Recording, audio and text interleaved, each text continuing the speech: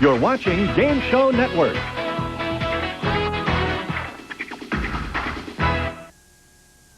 Hi, I'm Marianne Coran, and today we're saluting magic on Wide World of Games.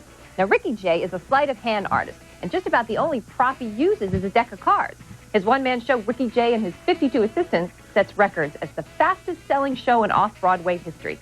He's authored numerous books, and he's written an article on magic for the Encyclopedia Britannica. Now, while I take one more try at getting free, take a look at To Tell the Truth with Ricky Jay using cards as, you're not going to believe this, weapons. Ladies and gentlemen, from New York City, Joe Garagiola.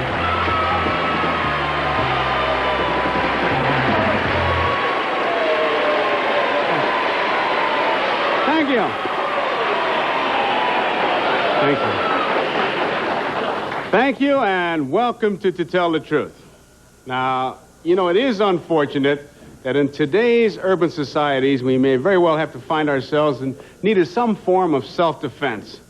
And you think about that, it is kind of sad. Well, our first guest today, he's got a unique approach to this problem. Doesn't involve guns, knives, mace, karate, or even hat pins. His self-defense, and listen to this, you know what his weapon is? An ordinary deck of playing cards. You'll find out more about it right after we meet our panel, and here they come. Here's Bill Cullen. And Judy Carlisle. Tennis star John Newcomb. And Pat Collins.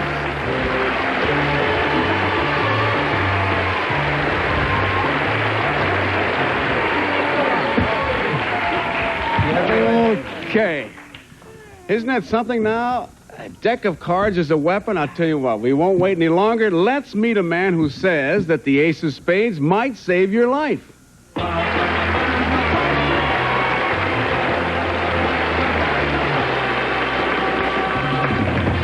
Number one, what is your name, please? My name is Ricky Jay. Number two. My name is Ricky Jay. And number three. My name is Ricky Jay. Panel, your job is to pick out the real Ricky Jay. So while you make notes, I'll read Ricky Jay's story. I, Ricky Jay, can use playing cards as weapons. Yes, I said weapons. I believe the skillful throwing, scaling, boomeranging, and manipulation of ordinary playing cards can provide an effective means of defense. I've written a book entitled Cards as Weapons, which definitely has a practical side. In my book, I outline how cards may be employed in emergency operating techniques, pest control, unwelcome attacks, and self-defense for the geriatric set. Incidentally, I hold the world record for throwing a standard playing card a distance of 135 feet. Signed, Ricky Jay.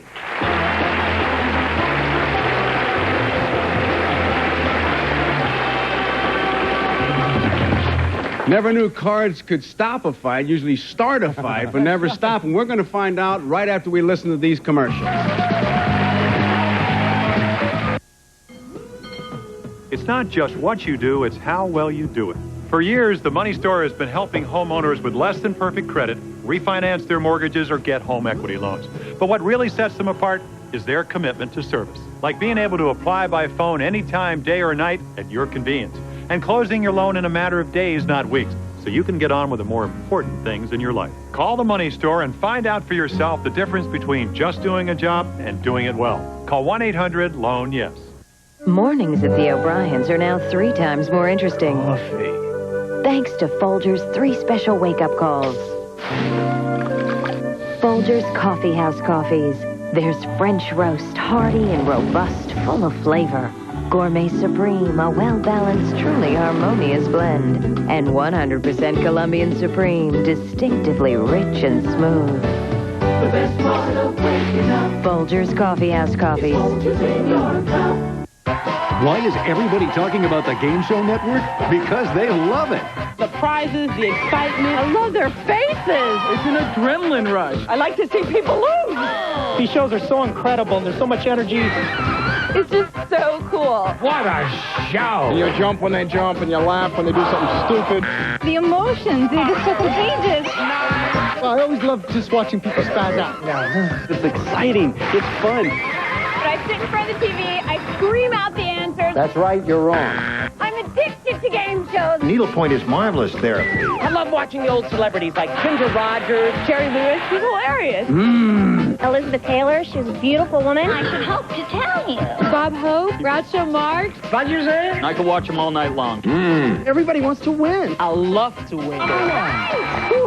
Game shows is where it's at. Tune in to watch, play, and win on the all-new Game Show Network. Let the games begin! Okay, panel, I'm sure you haven't forgotten it. Across the way sits at least one Ricky J, card handler, and he says that one can use a deck of cards as a means of self-defense. John Newcomb, would you put your racket up against that? Number 2, what is boomeranging? You throw a card and have it returned back to your hand. That's right. That's right, sir. He was so shocked. As an Australian, I should know that, shouldn't I? Yeah. Number 3, how much practice did you have to develop in before you got really good at it? Well, I've been throwing cards ever since I played with baseball cards. I guess, 20 years? How old were you when you started? Throwing baseball cards? Yeah. 5. How about you, number 1? When did you start? I've been doing it seriously now for about 4 years. About 4 years. Number 2, can you hit a fly? Sometimes. Sometimes. That's what made me a Can you hit a broadcaster, fly? John, hitting flies. Nice soft fly balls. Yeah. Number 1, this is the most peculiar gift that I've read about in years. How did you discover that cards can be used as weapons? Did you use it yourself to defend yourself? How did this happen? Well, they're card-like weapons called shurikens are used. Called what? Shurikens are used, you've probably seen them on Kung Fu. They're throwing stars. And this is just a direct offshoot of being trained in the use of those weapons. Yes, but you say that ordinary people like myself could defend themselves with this thing, but wouldn't you have to have good wrist muscles or something to throw them with a little power behind it? It has a lot more to do with technique than strength. It does. Number 3, I'll never Let's know. go to Bill Cullen. Number 3, if you were 5 when you started throwing baseball cards, I know it was after your time, but were Joe Garagiola baseball cards still around then? Number 3? Nice. Huh? Really nice. Well, thought. that's unfair. Yeah, whenever I saw a Joe Garagiola baseball card, I threw it out and put the gum. I ate the gum. That's well. I went for the gum immediately. How many Al Todds would you have to give for one Joe Garagiola, number 3? You couldn't get rid of them. No, that's right. They were. They were in a class by themselves, the Joe Garagiola. They're Number collector's 2, items. when you do these card tricks, where beside up your sleeve might you hide a card? Well, I don't advocate concealing cards at all. I see. Now, how do you defend yourself? Forget throwing the cards. Now, an old geriatric person goes out and they take a deck of cards with them for protection. What do? Well, they might roll up a card and put it in the nostril of an attacker or under their fingernail. That's the craziest discard I ever heard of in my whole life. You're playing hearts and you get the queen of spades that way. That's a tough card. Kitty? Number 1. How long would it take me, for instance, to learn this technique? Not rolling the cards up and throwing them. You could complete a basic technique in self-defense in about 4 weeks. And number 3, do you have to have a specially good eye? No, let me change my question. Is 135 feet from here to the back of the studio, for instance? It's about that distance and half again, I'd say. Half again? Yeah. And how did you learn to throw so far? Just technique. It takes time. You just got to work on it. And Throwing the Joe Garagiola cards away is the way he learned. Hey, that means our game's over. Now it's time to vote. They must mark their ballots. No consultation, no change. Do you think it's number 1? Or do you think it's number 2? Or do you think it is number 3? $50 for each incorrect vote. $500 if all the votes are wrong. John Newcomb, mark your ballot. You got it started. There. How'd you vote? Joe, you picked some good subjects. Card throwers. I've never met a card thrower before. But number 1, number 3. Number 2 looks like he's had a lot of practice sitting there throwing cards, growing his beard, but I went with number 1. Number 1, all right. Pat Collins. Well, alas, the real Ricky Jay, I guess without thinking of it, introduced himself to me backstage. I had no idea who he was at the time, but I do now. So I'm afraid I can't vote. It's a 0. So you disqualified yourself. Okay. Well, now, unfortunately, same thing happened to me backstage. One of the gentlemen came up, and I did not catch the name. But whether I caught it or not, having met one of them, I, too, must then disqualify him. I thought it was Pat Collins who was introducing himself. But anyway, I disqualified him. Okay. Well, I voted for number 2, and it's a boomerang. All right.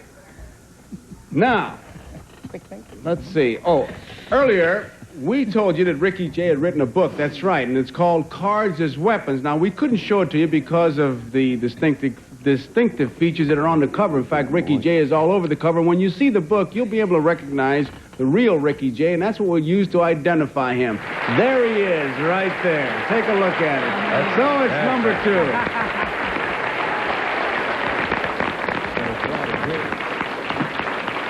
There's the real Ricky Jay. Now, Ricky's going to give us a demonstration. So, Ricky, if you'll step down here and kind of get set with your playing cards, we'll find out about your 2 bluffers. Number 1, what is your name and what do you do? My name's Harry Horner, and I'm a graduate student at Cornell University Graduate School of Health Sciences. Number 3, what is your name and what do you do? My name is Coulter Rule. I'm a bartender at Hannibal Steak Parlor here in New York. Ricky, before we start, did you talk to any of our panel? I'm afraid I did not, so it must have been one of the other 2 imposters who did. Oh, you did not talk. It was the other 2.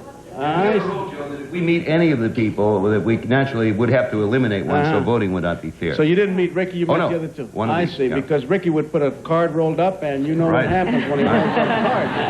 Okay, Ricky, now you're going to do something. Tell us what you're going to do. Well, since John asked, I think I will demonstrate the boomerang shot. This is particularly good if you're attacking someone and should miss. Then the card can come right back to your hand, a simulacrum of the Australian boomerang.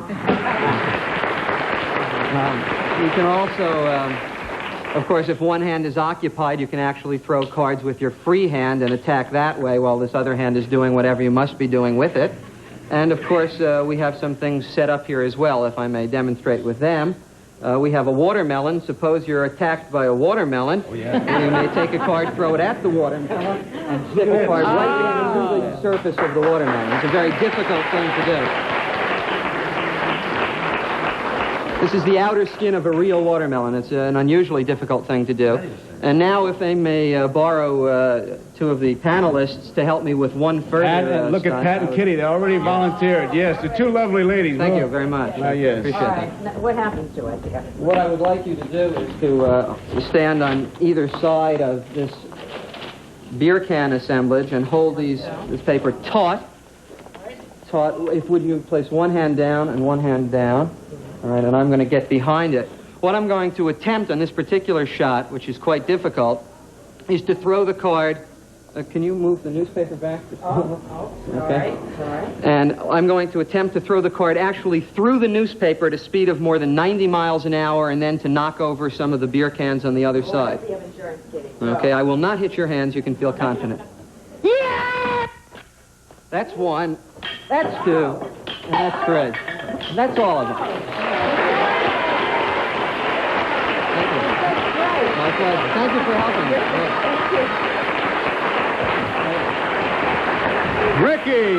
Ricky Jay, thank you very much. You don't ever worry about your hair, huh? Well, I'm not often attacked, Joe. I see. They could get lost in there, I'll tell you that. But hey, we're glad you came by. Thank you very much. My pleasure. Thank you.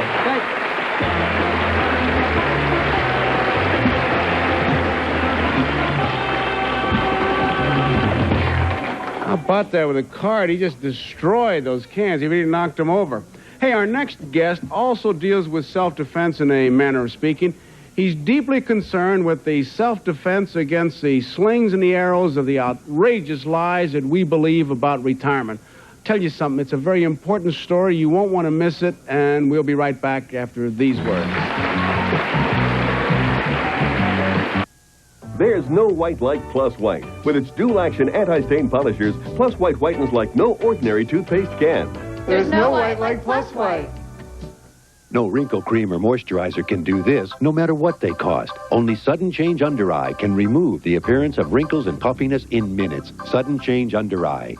Curls won't hold? Hair too fine and limp? Get Hold. Want a tissue that makes your loved ones. Introducing a very different shape. And now let's meet an authority on retirement and the threats it poses for all of us.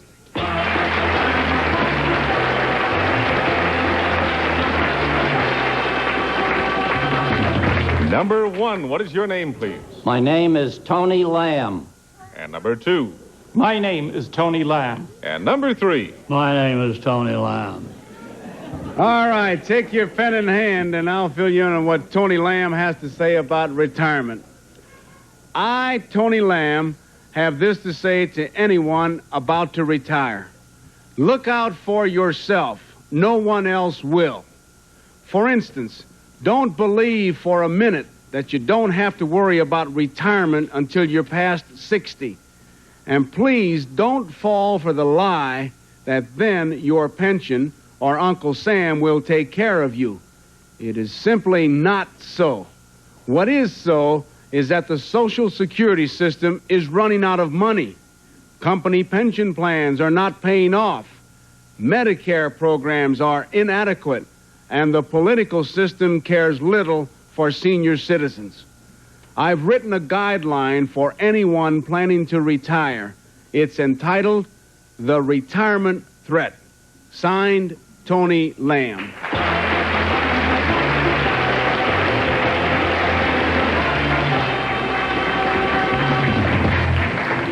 Well, we'll start with our own government appointee, the Honorable Chairperson of the New York State Council of the Arts, Miss Kitty Carlisle. Thank you.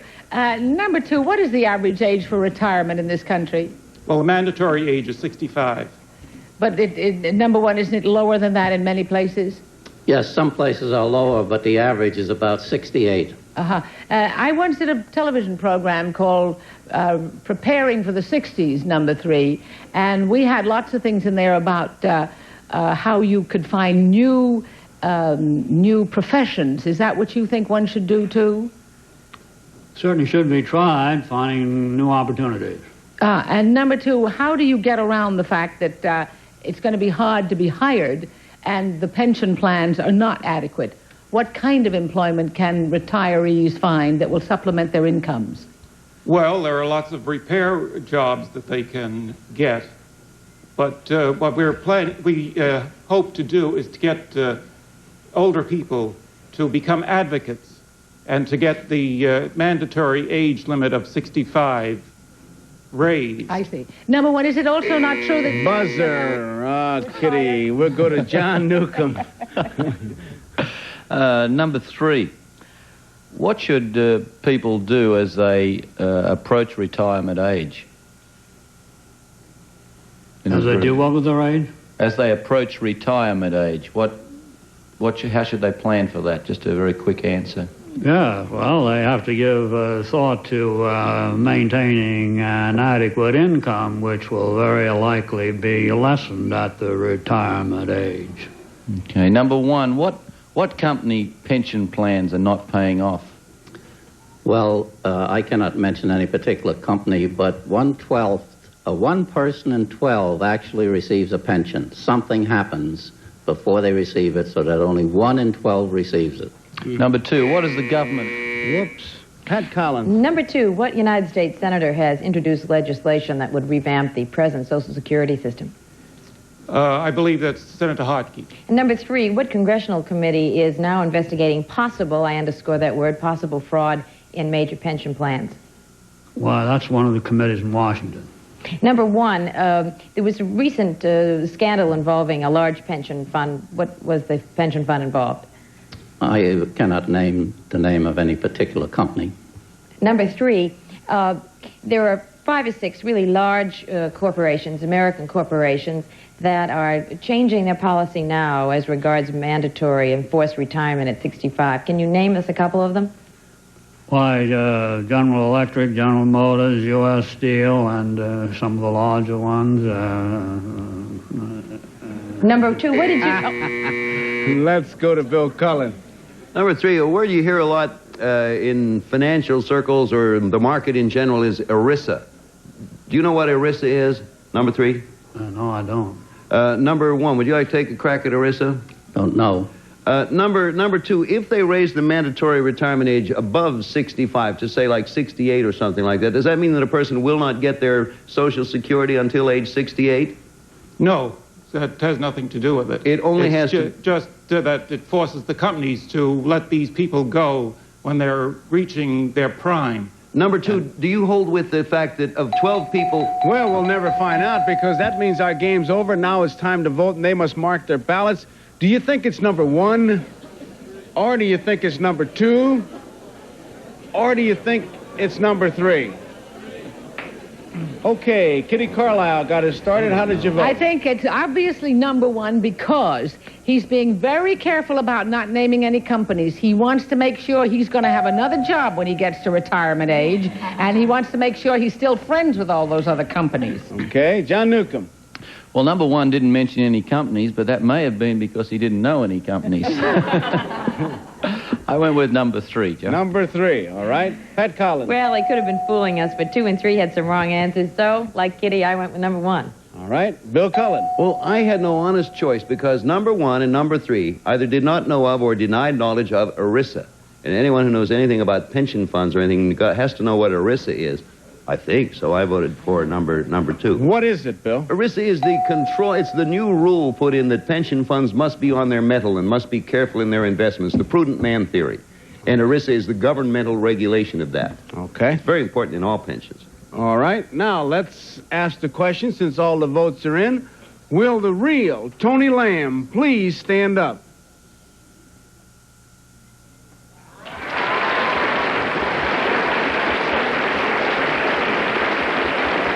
Okay. Let's find out who the imposters are now. Number 2, what is your name and what do you do? My name is Tom Bellingham. I'm a registered architect, and I practice in New York. And number 3, what is your name and what do you do, sir? My name is Arthur Wendell, and I'm an investment counselor. Investment counselor.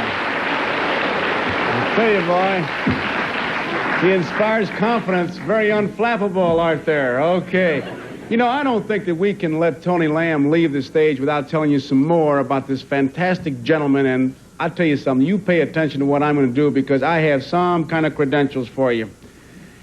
He invented, this is Tony Lamb, he invented the first practical solar cell, the first light meter, the first automatic camera, the first electric eye, the first target-guided bomb, and the Navy's sea mine. He developed the electronic instrumentation that makes it possible for planes to fly at night.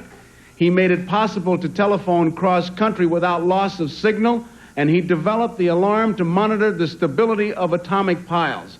And today, he is a member of the Commission on Aging for the state of California. Some kind of guy. Fantastic. Mr. Lamb, we congratulate you, and we're so happy that you're on the Commission for Aging. We feel better about it. Thank you for everything you've done. Thank you for coming Joe, by. might I thank Kitty? She said, when I retire, I am 73 years of age. Oh, well, bravo. thank you for coming by, and thank you, our 2 imposters.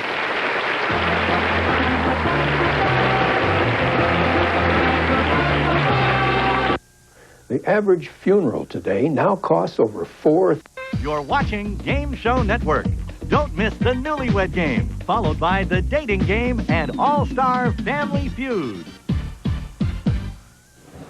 You know, somehow we managed to have 15 seconds left, and I have 15 seconds to say goodbye, and it's awful tough to think of anything to say for 15 seconds. If you just keep talking, you just fill up the 15 seconds because you can see the watermelon over there and the cards over there. And I'll tell you what, the 15 seconds are gone. You join us again. Bye-bye. In addition to the cash awards, our first team of challengers will receive fashion jewelry from Sarah Coventry, who has jewelry for every occasion. You see the jewelry with fashion know-how, the Sarah Coventry Home Fashion Show.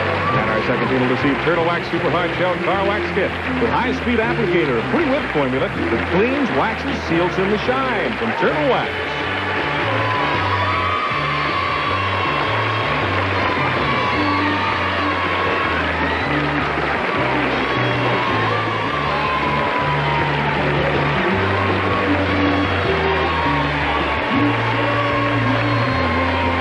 This is Alan Coulter speaking for To Tell the Truth, a Mark Goodson, Bill Todman production.